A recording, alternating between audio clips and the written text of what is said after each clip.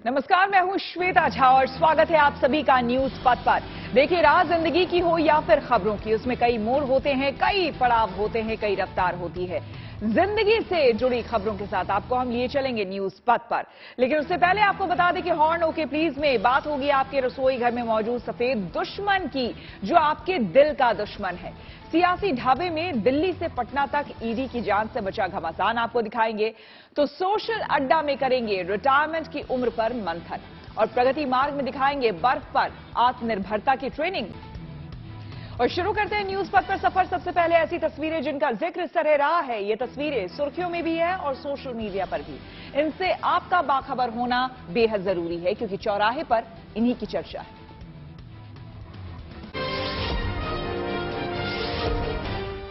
मध्य प्रदेश में शिवपुरी के Madhav national park में 2 बाघ छोड़े गए। इस मौके पर वहां सीएम शिवराज सिंह चौहान और केंद्रीय मंत्री ज्योतिरादित्य सिंधिया मौजूद रहे। ज्योतिरादित्य के पिता की जयंती के मौके पर इन्हें नेशनल पार्क में छोड़ा गया। इसी के साथ 27 साल बाद यहां बाघ की गूंज सुनाई थी। इससे पहले साल 1997 में आखिरी बार बाघ देखा गया था। राजस्थान के जोधपुर के पास आरपीएफ के एक जवान की सूझबूझ और सतर्कता से एक यात्री की जान बच गई। दरअसल भगत की कोठी रेलवे स्टेशन पर ये मुसाफिर चलती ट्रेन से नीचे गिर गया। इससे वो ट्रेन की चपेट में आ सकता था, लेकिन प्लेटफॉर्म पर मौजूद जवान ने तुरंत फुर्ती दिखाते हुए एक और शख्स के साथ मिलकर इस यात्री को संभाल लिया। ये मुसाफिर चलती ट्रेन से उतरने की कोशिश कर रहा था, तभी ये हादसा हुआ। उत्तराखंड के उत्तरकाशी में सीमा के पास आईटीबीपी की ओर से एक मेडिकल कैंप लगाया गया। इसमें ग्रामीणों और पशुओं के स्वास्थ्य की जांच की गई। ये इलाका देश से दूर दराज के हिस्से में है, ऐसे में लोगों के लिए यहाँ ऐसी सुविधा के लिए काफी मुश्किलात होती हैं। यही वजह रही कि आईटीबीपी ने खास पहल की और लोगों को टीकाकरण और साफ सफाई के बारे में भी जानकारी दी। झारखंड के मुख्यमंत्री हेमंत सोरेन रामगढ़ में अलग अंदाज में दिखे। यहाँ वो स्थानीय लोगों के रंग में रंग गए और ढोल बजाते दिखे। यहाँ उन्होंने अपने रीति रिवाज से कुल देवता की पूजा की और पारंपरिक तरीके से प्रसाद ग्रहण किया। दरअसल हेमंत सोरेन बाहा पर्व के मौके पर अपने पुश्तैनी घर नेमरा पहुंचे थे, तो उनके स्वागत में स्थानीय लोगों ने ढोल बजाया। इस दौरान हेमंत सोरेन भी खुद को रोक नहीं पाए, वो भी लोगों के साथ मिलकर जमकर थिरके।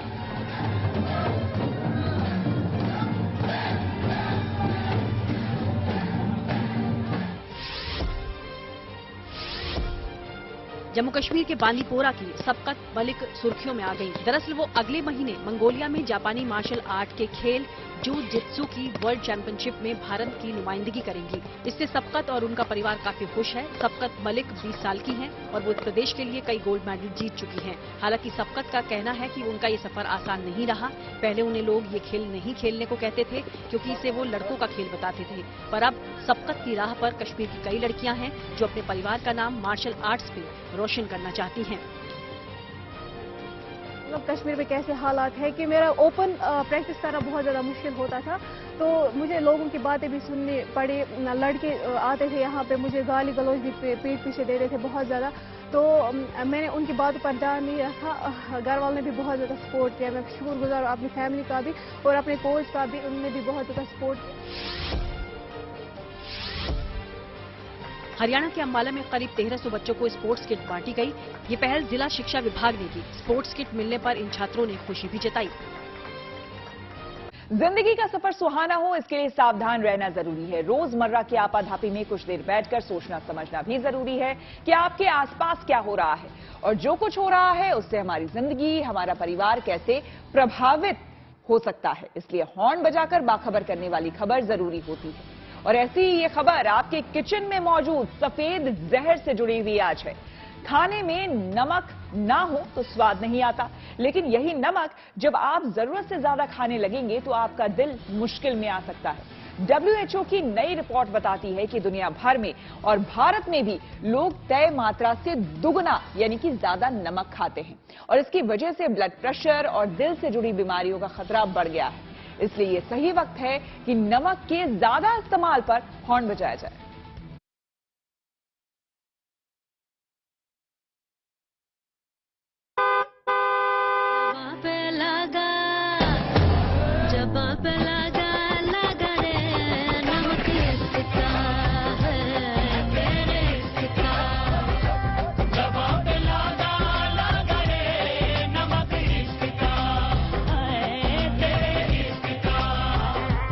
जब पे लगा लगा रे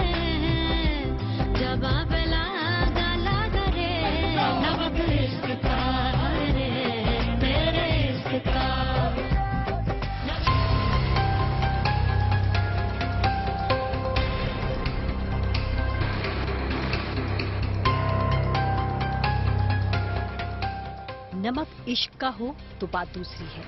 इसका स्वाद चाहे जैसा हो, लेकिन तड़प शायराना है। कोई खतरे की बात नहीं, लेकिन आपकी रसोई में जो नमक रखा है वो किसी जहर से कम नहीं। इश्क का नमक तो दिल को अच्छा लगता है, इससे शरीर या सेहत को कोई नुकसान भी नहीं होता। लेकिन जो नमक आपकी दाल, सब्जी या दूसरी चीजों में होता है, वो सही मायनों में पूरे शरीर और खास तौर पर आपके दिल का दुश्मन है। जहर की तरह धीरे धीरे असर करता है और एक दिन काम तमाम कर देता है। WHO की एक चौंकाने वाली रिपोर्ट आई है, जिसमें नमक के खतरे से पूरी दुनिया को आगाह किया गया है। इस रिपोर्ट में दावा किया गया है कि अगर समय रहते कदम नहीं उठाए गए तो अगले 7 साल में करीब 70 लाख लोग इसकी वजह से होने वाली बीमारियों के चलते जान गंवा बैठेंगे। ये आंकड़ा बड़ा है और जाहिर है खतरा भी बड़ा है, इसलिए जरूरी है कि इसे लेकर सावधानी वाला हॉर्न बजाया जाए।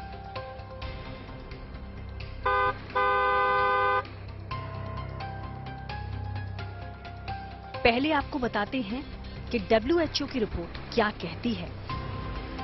इसके मुताबिक पूरी दुनिया में ज्यादातर लोग रोजाना 10.8 ग्राम नमक खा रहे हैं, जबकि सेहत के हिसाब से ये मात्रा रोजाना 5 ग्राम है।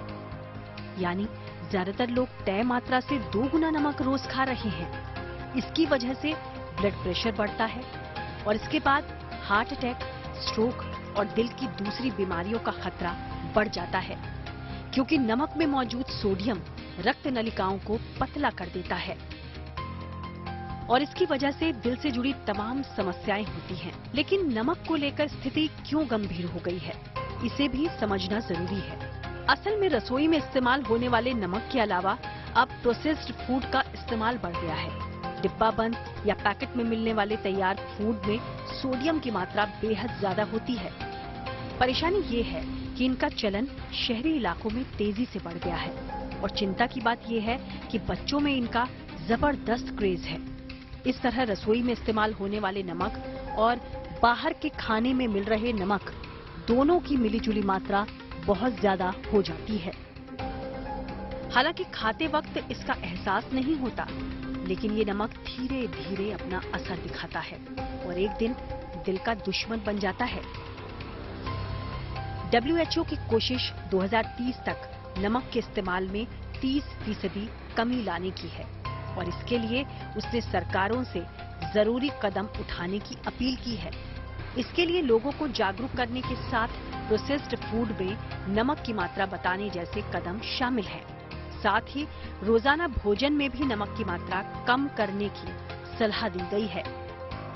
डॉक्टर्स के अनुसार अगर आप खाने में नमक की मात्रा कम करते हैं तो आपके स्वाद पर फर्क नहीं पड़ता, क्योंकि जल्द ही आपकी टेस्ट बड्स उसके अनुरूप हो जाती हैं। यानी मसला स्वाद का है ही नहीं, बल्कि आदत का है। और इस सफेद जहर से दूर रहने की आदत जितनी जल्दी डाल ली जाए उतना ही बेहतर है। इसके लिए खुद पहल कीजिए और दूसरों के लिए भी हॉर्न बजाइए।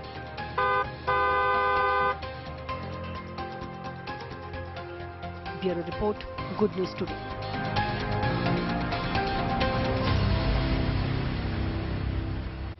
नमक कम खाने की नसीहत अरसे से दी जाती रही है।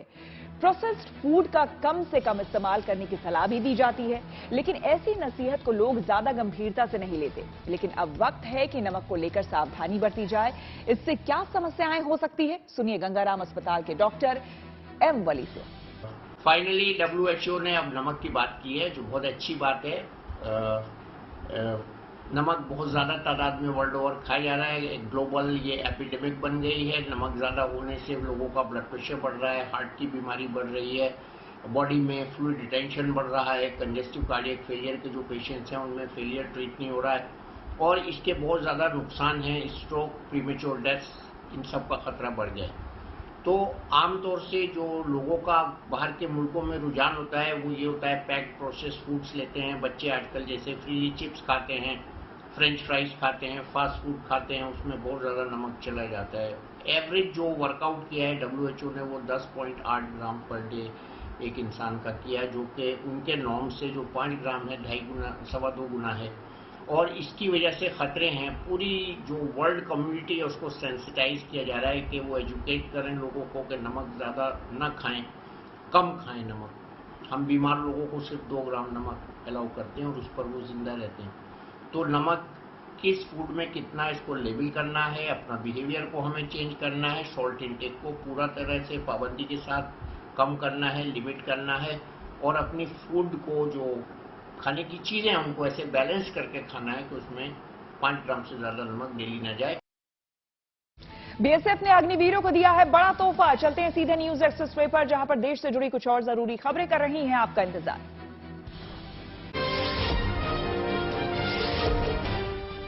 अग्निवीरों के लिए अच्छी खबर है। अब अग्निवीरों को बीएसएफ में 10% आरक्षण मिलेगा। गृह मंत्रालय ने इस पर आदेश जारी कर दिया। इसके साथ ही उम्र सीमा में भी छूट रहेगी। अग्निवीरों के पहले बैच के उम्मीदवारों को ऊपरी आयु सीमा में 5 साल तक की छूट मिलेगी, जबकि बाकी बैच के उम्मीदवारों के लिए ये सीमा 3 साल रहेगी। दिल्ली के 2 नए मंत्रियों आतिशी और सौरभ भारद्वाज ने अपने अपने पदभार संभाल लिए। आतिशी ने सिसोदिया की जगह शिक्षा मंत्री, तो सौरभ भारद्वाज ने सत्येंद्र जैन की जगह स्वास्थ्य मंत्री का कार्यभार संभाला। उधर सौरभ भारद्वाज के मंत्री बनने के बाद सोमनाथ भारती को दिल्ली जल बोर्ड का नया वाइस चेयरमैन बनाया गया। पंजाब के गुरदासपुर में पाकिस्तानी सीमा के पास पाकिस्तानी ड्रोन दिखाई दिया। इसके बाद बीएसएफ जवानों ने जवाबी कार्रवाई की और इस ड्रोन को बरामद कर लिया। इस दौरान सर्च ऑपरेशन में कुछ हथियार भी मिले। प्रधानमंत्री मोदी ने बजट के बाद हो रहे वेबिनार में महिलाओं के आर्थिक सशक्तिकरण पर संबोधित किया। इस दौरान पीएम ने कहा कि इस साल का बजट महिलाओं के नेतृत्व में विकास के कामों को नई गति देगा। टीएमसी नेता अनुव्रत मंडल को दिल्ली की राउज एवेन्यू कोर्ट ने 11 दिनों की ईडी की रिमांड पर भेजा। वो बंगाल पशु तस्करी मामले में घिरे हुए हैं। वहीं अनुव्रत मंडल की बेटी सुकन्या को भी इस केस में ईडी ने समन भेजा।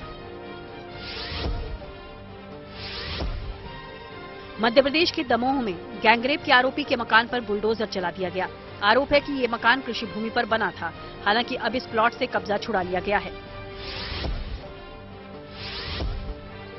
उत्तराखंड में 4 धाम यात्रा की तैयारियां तेज कर दी गईं। वहां अब बर्फ हटाने का काम जारी है ताकि आने जाने के लिए रास्ता साफ हो पाए। हालांकि बीच बीच में बर्फबारी होने से तैयारियों पर असर पड़ रहा है। खबरों के एक्सप्रेसवे से आगे रुक करते हैं सियासी ढाबे का, जहां आज की सबसे दिलचस्प खबर मौजूद है। भ्रष्टाचार के अलग अलग मामलों में ईडी की कार्रवाई से सियासी घमासान मच गया है। मनीष सिसोदिया को कोर्ट ने ईडी के रिमांड पर भेज दिया। उधर तेजस्वी समेत लालू यादव की बेटियों के घरों पर छापेमारी हुई है। दोनों मामले में जांच एजेंसियां जिस तरह तेजी से कार्रवाई कर रही है, उससे अंदाजा लगाया जा रहा है कि सियासी बवाल भी बढ़ेगा। सिसोदिया के खिलाफ कोई सबूत नहीं है। दरअसल नरेंद्र मोदी जी की सरकार और भारतीय जनता पार्टी उनको परेशान करना चाहती है।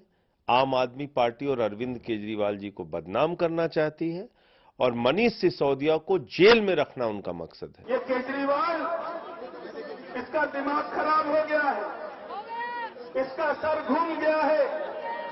इसको आज जरूरत है इसको इसकी औकात दिखाने के लिए। इसलिए मेरे सारे राम भक्त यहां पर केजरीवाल का इस्तीफा मांगने आए हैं कि केजरीवाल वो दिन दूर नहीं है जैसे सत्येंद्र जैन मनीष सिसोदिया में जेल में चक्की पीस रहे हैं, तू भी जेल में चक्की पीसेगा। शराब घोटाले में प्रवर्तन निदेशालय सिसोदिया और दूसरे आरोपियों को आमने सामने बैठाकर सवाल करना चाहता है ताकि सच सामने आ जाए, लेकिन केजरीवाल की राय कुछ और ही है। उनको मालूम है वो प्रहलाद है तो घबराते क्यों हैं? प्रहलाद को जलाने की कोशिश, वो जले नहीं तो केजरीवाल साहब बिलबेला क्यों रहे हैं? फिर अगर प्रहलाद है अग्नि में से निकल कर आएगा, फिर जेल क्यों जाएगा? ईडी की कार्रवाई पर एक तरफ बीजेपी और आम आदमी पार्टी में ठनी हुई है तो दूसरी ओर आरजेडी ने भी मोर्चा खोला हुआ है, क्योंकि राबड़ी और लालू से सीबीआई की पूछताछ के बाद ईडी ने तेजस्वी यादव समेत लालू यादव की बेटियों के घर पर छापेमारी की। तेजस्वी यादव और नीतीश कुमार 7 पार्टियों ने बिहार में महागठबंधन बनाया। उस दिन से भारतीय जनता पार्टी और ज्यादा तीव्र हो गई और ज्यादा तीव्रता से काम करने लगी।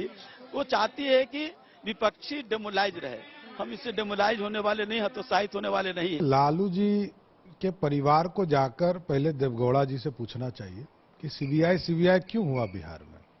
नरसिंहा राव जी स्वर्गीय हो गए, इंद्र कुमार गुजराल जी स्वर्गीय हो गए, जब वो जनता दल के अध्यक्ष थे और तब उनके घर पे सीबीआई ने छापा मारा था। तो ये कौन नया चीज है लालू जी? ये तो गहना है लालू जी के लिए। बताइए क्या मैकेनिज्म ये लोग का समझिए जेडीयू का, कि ये लोग तो नए मैकेनिज्म पर काम कर रहे हैं कि पहले जेल भिजवाते हैं, सजा करवाते हैं और कहते हैं कि अब तो अरे लालू जी दोषी नहीं थे। क्या मतलब समझ से परे। आगे धन बाजार, जहां शेयर बाजार से लेकर कारोबार तक की सभी अहम खबरें हैं और इसका सीधा रिश्ता आपकी आमदनी और जेब से है। तो तेज रफ्तार खबरों के बीच ये जरूरी खबरें छूट ना जाए, इसलिए सीधे आपको लिए चलते हैं धन बाजार। भारतीय शेयर बाजार में हफ्ते के 5वें और आखिरी कारोबारी दिन यानी शुक्रवार को गिरावट देखने को मिली। सेंसेक्स 671 अंक गिरकर 59,135 के स्तर पर बंद हुआ। वहीं निफ्टी में भी 176 अंक की गिरावट रही, ये 17,412 के स्तर पर बंद हुआ। सेंसेक्स के 30 शेयरों में से 20 शेयरों में गिरावट और सिर्फ 10 शेयरों में तेजी रही। HDFC सिक्योरिटीज के अनुसार शुक्रवार को सोने के दाम में 395 रुपए का उछाल दर्ज किया गया, जिसके बाद प्रति 10 ग्राम सोने का भाव 55,540 रुपए हो गया। इसके पहले के कारोबार में इस मेटल की कीमत प्रति 10 ग्राम 55,145 रुपए थी। चांदी में 115 रुपए की गिरावट दर्ज की गई। 1 किलो चांदी का दाम 62,095 रुपए रहा। टाटा ग्रुप करीब 18 साल बाद आईपीओ लेकर आ रहा। टाटा मोटर्स की सब्सिडियरी कंपनी टाटा टेक्नोलॉजीज ने आईपीओ लाने की प्रक्रिया शुरू की। इसके लिए सेबी के पास ड्राफ्ट रेड हेयरिंग प्रोस्पेक्ट्स दायर किया गया। ये आईपीओ पूरी तरह से ऑफर फॉर सेल होगा। बता दें कि टाटा टेक्नोलॉजीज में टाटा मोटर्स की 74% हिस्सेदारी है। अब रुक करते हैं प्रगति मार्ग का, जहां ऐसी खबरें हैं जो कि देश की तरक्की, प्रगति और लोगों की काबिलियत दिखाती है। रुक करते हैं कश्मीर का, जहां बेटियों को ऊंची उड़ान के लिए तैयार किया जा रहा है। कश्मीर की फेमस टूरिस्ट डेस्टिनेशन गुलमर्ग में युवतियों को स्कीइंग की ट्रेनिंग दी जा रही है। ट्रेनिंग के लिए तमाम जरूरी साजो सामान मुफ्त मुहैया कराए जा रहे हैं। देखिए हमारी ये रिपोर्ट।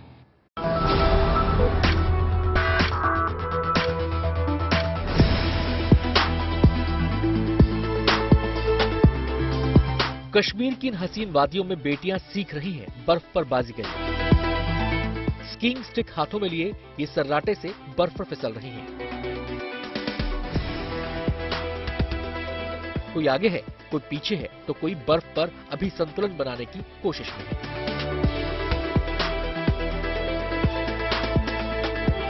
तस्वीरें उत्तरी कश्मीर के बारामूला जिले के गुलमर्ग शहर की हैं, जहां स्कूल की छात्राओं को प्रोडक्टिव एक्टिविटीज से जोड़े रखने की मंशा से स्कीइंग सिखाई जा रही है। लड़कियों के ट्रेनर भी प्रोफेशनल हैं, जो उन्हें स्कीइंग से जुड़ी हर बारीकी से रूबरू करवाते हैं।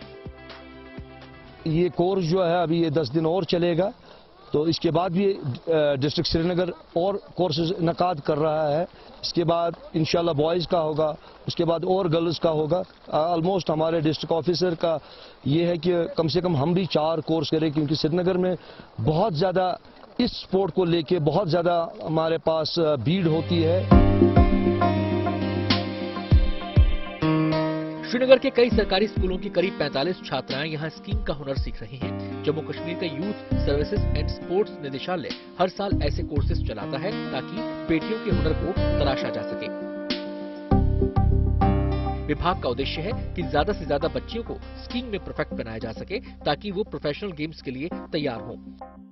स्कीइंग सीख रही लड़कियां बेहद खुश हैं, उत्साहित हैं और ये मौका देने के लिए शुक्रिया अदा कर रही हैं कि यहाँ के कोचेस बहुत अच्छे से सिखाते हैं। और मैं लेजेंड स्कूल से हूँ और मैं लोगों को कहना चाहती हूँ कि आप लोग भी गुलमर्ग आए, स्की करें, विजिट करें। या बहुत अच्छा ये वेदर भी फिलहाल है। मुझे बहुत एंजॉय हो रहा है और ये जो कोर्स है बहुत फायदेमंद है हमारी फ्यूचर के लिए। और जो गुलमर्ग प्लेस है ये भी बहुत ब्यूटीफुल है, तो मैं बाकी लोगों से बोलना चाहती हूँ आप आइए, आप गुलमर्ग देखिए, एंजॉय कीजिए और अगर हो सके तो स्कीइंग कोर्स भी कीजिए। स्कीइंग सिखाने के लिए विभाग इन लड़कियों को सभी जरूरी सामान मुफ्त में मुहैया कराता है। वो बेटियों को मौका देता है कि वो अपने हुनर और कौशल को राष्ट्रीय और अंतर्राष्ट्रीय स्तर पर होने वाले खेलों में साबित कर सके। Bureau report, good news today. अब एक ऐसे शख्स से आपको मिलवाते हैं जिसे खुद में चलता फिरता विज्ञापन बोर्ड कहा जाए तो गलत नहीं होगा। मुंबई के जेसन मैथ्यू जॉर्ज को टैटू बनाने का ऐसा शौक चढ़ा कि आज उनके शरीर का शायद कोई हिस्सा बचा होगा जहां टैटू अभी नहीं बना है। इन्हें लोग ह्यूमन एडवर्टाइजिंग बोर्ड के नाम से भी जानते हैं। यही नहीं, 31 साल के जेसन को 2018 में टैटू किंग का खिताब भी मिला है। आज अपने शौक को जुनून बनाने वाले Jason Limca book of world record के अलावा कई और अवार्ड भी जीत चुके हैं। जेसन अभी तक करीब 542 टैटूज को शरीर के कई हिस्सों में बना चुके हैं। जेसन के ये तमाम टैटूज उनके फेवरेट ब्रांड और उनके लोगों को दिखाते हैं। दरअसल उनके हर ब्रांड के लोगों की एक कहानी है। मैं एक मास मीडिया स्टूडेंट था, तो जब मैं मास मीडिया की पढ़ाई कर रहा था एडवर्टाइजिंग और इसके बारे में, तो मेरा जो पर्सपेक्टिव था बहुत चेंज हो गया चीज़ों को देखकर। मुझे ऐसा लगता है that we are living in a world जहां हर चीज़ ब्रांड में बनते जा रहे हैं। जैसे वो एक साबुन हो, शैम्पू हो, कार हो, फ्यूल हो, कुछ भी हो, हर चीज़ एक ब्रांड में बदल चुका है। और ब्रांड का जो ये कॉन्सेप्ट है वो रिवर्स भी नहीं है।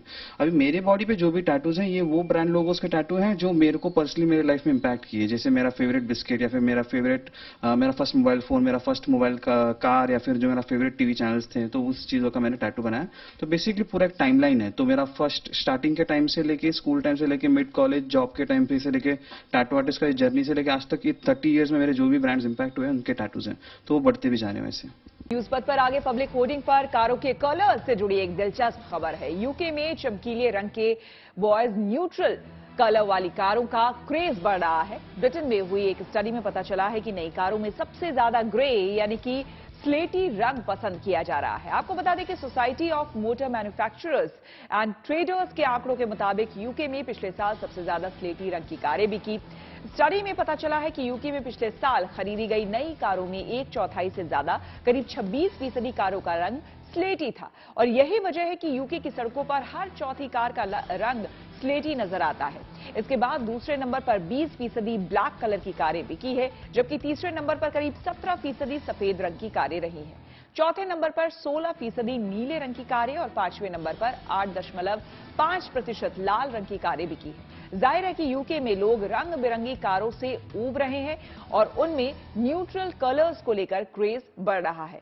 रिपोर्ट में इसकी वजह भी बताई गई है। दरअसल लोग मानते हैं कि चमकीले रंग की कार की रीसेल वैल्यू ज्यादा कम हो जाती है। रिपोर्ट में दावा किया गया है कि स्लेटी, सफेद और काले रंग की तुलना में ब्राइट कलर्स वाली कारों की रीसेल वैल्यू 6 से 8% कम होती है। और यही वजह है कि यूके में लगातार 5 सालों से कारों में ग्रे कलर सबसे फेवरेट बना हुआ है। यूके में पिछले साल 4,15,199 स्लेटी रंग की कारों का रजिस्ट्रेशन हुआ, जबकि 5वें नंबर पर लाल रंग की 1,36,793 कारें रजिस्टर्ड हुई हैं। ग्रे कलर से पहले कारों में सिल्वर कलर पहले और दूसरे नंबर की पसंद होता था, लेकिन अब ये 6ठे नंबर पर पहुंच गया है। इसके बाद 7वें नंबर पर ग्रीन, 8वें नंबर पर ऑरेंज, 9वें नंबर पर येलो और 10वें नंबर पर ब्रॉन्ज कलर है। सैमसंग अगले हफ्ते लॉन्च कर सकती है 2 नए स्मार्टफोन। तो टेक्नोलॉजी से जुड़ी ऐसी ही हर एक जरूरी खबर को जानने समझने के लिए आपको लिए चलते हैं डिजिटल गली। सैमसंग अपने ग्राहकों को जल्द ही कुछ और तोहफे देगी। दरअसल खबर है कि वो गैलेक्सी ए सीरीज के स्मार्टफोन भारत में लॉन्च करने की तैयारी में है। इनमें गैलेक्सी S54 और गैलेक्सी A34 शामिल हैं। चर्चा है कि ये स्मार्टफोन 16 मार्च को लॉन्च हो सकते हैं। खबर है कि व्हाट्सएप जल्द एक नया फीचर शुरू करेगा, जिसके जरिए कुछ टेम्पररी ग्रुप अपने आप डिलीट हो जाएंगे। ये ऐसे ग्रुप होंगे जो खास मकसद से कुछ समय के लिए ही बनाए जाते हैं, मसलन एक शादी समारोह तक या किसी खास पार्टी तक। यानी जब ये आयोजन खत्म हो जाएंगे तो उसके 1-2 दिन बाद ये व्हाट्सएप ग्रुप भी खुद ही डिलीट हो जाएंगे। हालांकि इसके लिए एडमिन को वो डेट ग्रुप बनाते समय डालनी होगी। भारत और अमेरिका के बीच कुछ समझौतों पर हस्ताक्षर किए गए, जिसमें सेमीकंडक्टर से जुड़ा एक MOU भी शामिल है। वाणिज्य उद्योग मंत्री पीयूष गोयल और अमेरिका की वाणिज्य मंत्री जीना रायमोंडो के बीच ये समझौता हुआ। न्यूज पथ पर अब सोशल अड्डा पर थोड़ा सा रुकते हैं और आज के मुद्दे पर लोगों की राय जानते हैं। सोशल अड्डा में आज का मुद्दा लोगों के काम से रिटायर होने की उम्र से जुड़ा हुआ है। हमारे देश में जहां रिटायरमेंट की उम्र बढ़ाने के लिए आवाज उठती रहती है, तो वहीं फ्रांस में रिटायरमेंट की उम्र घटाने के लिए लोग सड़कों पर उतर आए हैं। लेकिन फ्रांस सरकार ने गुरुवार को भारी विरोध प्रदर्शन के बीच रिटायरमेंट की उम्र 62 से बढ़ाकर 64 साल करने के कानून को संसद के ऊपरी सदन में पास कर दिया। फ्रांस के राष्ट्रपति इमैनुअल मैक्रों की पेंशन सुधार योजना के तहत लाए गए बिल के पक्ष में 201 वोट पड़े, जबकि 115 सांसदों ने इसके खिलाफ मतदान किया। फ्रांस सरकार ने पहली बार साल 2017 में पेंशन सुधार योजना का प्रस्ताव रखा था, लेकिन जनता के विरोध और कोरोना महामारी की वजह से ये टलता गया। नई योजना में पूरी सरकारी पेंशन पाने के लिए लोगों को 43 साल काम करना होगा। रिटायरमेंट एज बढ़ाने के पीछे फ्रांस सरकार का तर्क ये है कि इससे सरकारी खजाने पर पेंशन का बोझ कम होगा और बेरोजगारी का आंकड़ा भी 7% से घटकर 5% हो जाएगा। लेकिन फ्रांस में कई संगठन और युवा लोग इस योजना का कड़ा विरोध कर रहे हैं। सोशल अड्डा में रिटायरमेंट एज बढ़ाने के मुद्दे पर हो रहे विरोध को लेकर हमने चंडीगढ़ के लोगों से राय जानी। फ्रांस सरकार ने रिटायरमेंट एज है वो 62 से बढ़ाकर 64 कर दी है। क्या हमारे देश में भी जो रिटायरमेंट एज है वो बढ़ा देनी चाहिए? फिलहाल ज्यादा बात करने के लिए इस वक्त हमारे साथ चंडीगढ़ की आम जनता मौजूद है, उन्हीं से बात कर लेते हैं। भाई साहब, अगर हम बात करें फ्रांस में जिस तरह से रिटायरमेंट एज है वो बढ़ा दी गई है, 64 साल कर दिया है, हमारे देश में क्या आपको लगता है बढ़ा देनी चाहिए या घटा देनी चाहिए? देखिए, ये अभी आपके माध्यम से पता चला है कि फ्रांस में जो रिटायरमेंट एज है वो 64 कर दी गई है। अगर हमारे देश में भी सरकार ऐसा कर देती है तो मैं मानता हूं कि ये कुछ गलत नहीं होगा, क्योंकि अगर आप देखिए किसी को आगे काम करना है सरकार के अंदर रह के, तो वो उसको करने की इजाजत देनी चाहिए। आप देखिए कितने लोग हैं जो रिटायर होने के बाद दूसरी नौकरियां करते हैं, या कुछ लोगों को तो डिपार्टमेंट अपने ही डिपार्टमेंट में दोबारा वापस भी ले लेता है कुछ पैसे कम देकर। तो क्यों ना उनकी जो नौकरी है वही बढ़ा दी जाए। और दूसरी ऑप्शन आपके पास सीधे सीधे है, अगर कोई जल्दी रिटायर होना चाहता है या हटना चाहता है तो उसके वीआरएस की ऑप्शन बिल्कुल क्लियर है। तो मेरा ये मानना है कि अगर एज बढ़ाकर हिंदुस्तान के अंदर एज बढ़ा दी जाए रिटायरमेंट के लिए, तो वो एक आम आदमी के लिए दिक्कत नहीं है। यानी मुझे इसमें कोई दिक्कत नहीं। आपको क्या लगता है कि रिटायरमेंट एज को बढ़ाना चाहिए? क्योंकि लगातार अगर हम बात करें सरकार तो घटाने की बात करती रहती है। बिल्कुल नहीं बढ़ाना चाहिए, क्योंकि बहुत नौजवान जो हैं वो बेरोजगार फिर रहे हैं, तो उनको कम से कम काम तो मिलना चाहिए। जो रिटायर जो बंदे हो रहे हैं उनको रिटायर करना चाहिए और नौजवानों को काम मिलना चाहिए। तो यानी आपके ख्याल से नहीं होना चाहिए? आपको क्या लगता है? ऐसे है जी, देखिए बात बड़ी सीधी सी है। एज चाहे 60 साल से 58 साल कर दो, बढ़ानी तो बिल्कुल नहीं चाहिए। चाहे 58 साल कर दो, लेकिन सोशल सिक्योरिटी फॉर एवरीबॉडी होनी चाहिए। फ्रांस में, यूएसए में, कनाडा में, हर जगह जब कोई भी सिटीजन रिटायर होता है उन सबको पेंशन मिलती है, चाहे वो गवर्नमेंट सर्वेंट्स हैं चाहे वो प्राइवेट नौकरी करते हैं। बट हमारे देश में पेंशन सिर्फ उनको मिलती है जो गवर्नमेंट सर्वेंट्स हैं। जो प्राइवेट लोग हैं, जो हम टैक्सेस दे रहे हैं इतने ज्यादा, चाहे हम इनकम टैक्स दे रहे हैं चाहे जीएसटी दे रहे हैं, पर हमारी कोई सोशल सिक्योरिटी नहीं है। और बाहर के देशों में जैसे यूएसए में, कनाडा में, ऑस्ट्रेलिया में, वहां पे हेल्थ केयर भी फ्री है for senior citizen, whereas हमारे देश में नहीं है। सो मेरे हिसाब से चाहे आप एज 60 से 58 कर दो, लेकिन पेंशन एक मिनिमम पेंशन जो कम से कम जिसका उसका खाने पीने का जो हो सके वो सबको मिलनी चाहिए। ये बहुत इंपॉर्टेंट इशू रेज किया है इन्होंने कि सोशल सिक्योरिटी होनी चाहिए। आप क्या मानते हैं, क्या लगता है कि रिटायरमेंट एज को बढ़ाना चाहिए? क्या देश की स्थिति? रिटायरमेंट एज तो ठीक है, लेकिन ये है कि आदमी की सोशल सिक्योरिटी चाहिए, चाहे वो 58 में रिटायर होता है चाहे 60 में हो, लेकिन उसका इन फ्यूचर में उनको पेंशन मिलनी चाहिए। अच्छा, यानी आप पेंशन की मांग, पेंशन मिलनी चाहिए। और अब बात क्रिप्टो करेंसी की। क्रिप्टो ट्रांजैक्शन को लेकर सरकार का एक नोटिफिकेशन चर्चा का विषय बना हुआ है। इस नोटिफिकेशन के जरिए सरकार ने कुछ नियम कायदे तय कर दिए हैं। कुछ लोग मान रहे हैं कि इससे क्रिप्टो के बेलगाम कारोबार पर लगाम कसी जा सकेगी।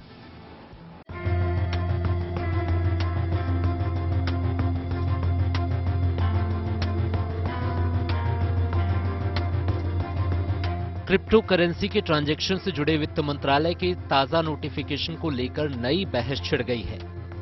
वित्तीय एक्सपर्ट्स का कहना है कि इस नोटिफिकेशन के जरिए सरकार ने एक तरह से क्रिप्टो ट्रांजैक्शन को मान्यता दे दी है। सबसे पहले आप ये जान लीजिए कि वित्त मंत्रालय ने इसे लेकर क्या नोटिफिकेशन जारी किया है। एक्सपर्ट्स कह रहे हैं कि सरकार ने इस तरह का नोटिफिकेशन जारी करके एक तरह से क्रिप्टो करेंसी को मान्यता दे दी है। हालांकि जानकार ये भी मान रहे हैं कि इस कदम से क्रिप्टो करेंसी में अब 2 नंबर का पैसा लगाना काफी हद तक कम हो जाएगा। अब जब पीएमएलए गाइडलाइंस अप्लाई हो जाएंगी, केवाईसी कंपल्सरी हो जाएगा, सब इन्वेस्ट करने वालों के लिए। तो उसका मतलब यह है कि अब 2 नंबर का पैसा आगे नहीं लग पाएगा, और अगर कोई 2 नंबर का पैसा लगाने की कोशिश करेगा तो उसके अगेंस्ट सरकारी कार्रवाई होगी। आपको बता दें कि साल 2022-23 के बजट में वित्त मंत्रालय क्रिप्टो पर टैक्स लगाने के लिए एक नया सेक्शन 115 BBH ले आया था। इस सेक्शन में मुख्य तौर पर 3 प्रावधान थे। क्रिप्टो ट्रेडिंग या ट्रांजैक्शन पर हुए फायदे पर निवेशक को फ्लैट 30% टैक्स देना पड़ेगा। जब भी रेजिडेंट सेलर क्रिप्टो बेचेगा, हर ट्रेड या लेनदेन पर 1% TDS लगेगा। ये TDS 1 जुलाई 2022 से लागू हो जाएगा। पिछले साल के बजट में क्रिप्टो को लेकर सेक्शन 115 BBH इंट्रोड्यूस होने के बाद से ही जानकार ये मानने लगे थे कि मजबूरी में ही सही सरकार इसे मान्यता देने की कोशिश कर रही है, जबकि रिजर्व बैंक शुरू से ही क्रिप्टो के ट्रांजैक्शन को लीगल टेंडर मानने से इनकार करता रहा है और इसके इस्तेमाल के खिलाफ चेतावनी जारी करता रहा है। बावजूद इसके भारत में क्रिप्टो करेंसी का ट्रांजैक्शन बदस्तूर होता रहा है। वित्त मंत्रालय के नए नोटिफिकेशन से इतना जरूर हो गया है कि जांच एजेंसियों को ब्लैक मनी के लेन देन को कंट्रोल करने में मदद मिलेगी। इसके अंदर बड़ी ट्रांजैक्शंस या जो सस्पिशियस ट्रांजैक्शन है, जिन ट्रांजैक्शन से सस्पिशन होता है, शक उत्पन्न होता है, उनको रिपोर्ट किए जाने की संभावना है। जो भी इन्वेस्टमेंट्स कोई भी क्लाइंट करेगा, वहां अगर कोई बहुत बड़ी ट्रांजैक्शन है या ऐसा लग रहा है कि गलत ट्रांजैक्शन है, तो वहां फाइनेंशियल इंटेलिजेंस यूनिट FIU को शायद रिपोर्ट किए जाने की संभावना है। नए नोटिफिकेशन के बाद अब सवाल ये भी उठ रहे हैं कि जांच एजेंसियां इसे कैसे लागू करेंगी और इनका दायरा क्या होगा। आयकर विभाग और प्रवर्तन निदेशालय पहले से ही कई क्रिप्टो कंपनियों की जांच कर रही हैं। बहरहाल सरकार की मंशा ये है कि अगर इसे रोका नहीं जा सकता तो कम से कम आम निवेशकों की सुरक्षा सुनिश्चित कर दी जाए।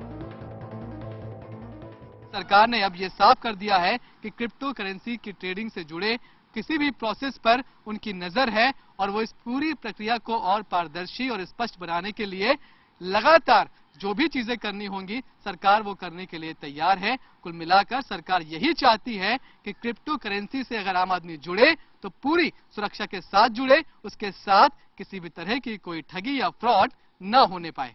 कैमरामैन अभिषेक के साथ Manish Rasiya, good news today, Delhi. Ahmedabad test में ऑस्ट्रेलियाई टीम ने की है मजबूत शुरुआत। आपको सीधे लिए चलते हैं खेल चक्कर, जहां पर खेल जगत से जुड़ी कुछ और खबरें आपका इंतजार कर रही हैं। बॉर्डर गावस्कर ट्रॉफी के चौथे टेस्ट में ऑस्ट्रेलिया भारत से 444 रन आगे है। कप्तान रोहित शर्मा 17 और शुभमन गिल 18 रन के निजी स्कोर पर नाबाद हैं। पूर्व ऑस्ट्रेलियाई सलामी बल्लेबाज मैथ्यू हेडन का कहना है कि चेन्नई सुपर किंग्स IPL 2023 का जश्न शानदार तरीके से मनाएगा, क्योंकि उनके करिश्माई कप्तान MS धोनी फ्रेंचाइजी आधारित T20 लीग में बतौर खिलाड़ी संभवतः अंतिम बार खेलेंगे। हेडन ने कहा कि मुझे लगता है कि ये MS धोनी की विरासत का अंत होगा। स्पिनर R अश्विन ने अहमदाबाद टेस्ट में एक बड़ा रिकॉर्ड दर्ज किया। पहली पारी में 6 विकेट चटकाकर अश्विन ऑस्ट्रेलिया के खिलाफ सबसे ज्यादा 113 विकेट लेने वाले भारतीय गेंदबाज बने। इससे पहले अनिल कुंबले ने ऑस्ट्रेलिया के खिलाफ 111 विकेट लिए थे। केंद्रीय खेल मंत्री अनुराग ठाकुर ने शुक्रवार को जवाहरलाल नेहरू स्टेडियम में खेलो इंडिया 10 का दम कार्यक्रम का उद्घाटन किया। अंतर्राष्ट्रीय महिला दिवस समारोह के एक भाग के रूप में आयोजित इस टूर्नामेंट की देश के 50 से ज्यादा शहरों में शुक्रवार को एक साथ शुरुआत हुई। कुल 10 खेलों में 10 से 31 मार्च तक टूर्नामेंट में लगभग 15,000 एथलीट भाग लेंगे। श्रीलंका और न्यूजीलैंड के बीच 2 मैचों की टेस्ट सीरीज के पहले मुकाबले में श्रीलंका 355 रन पर ऑल आउट हो गई। शुक्रवार को दूसरे दिन का खेल खत्म होने तक न्यूजीलैंड ने 5 विकेट पर 162 रन बनाए।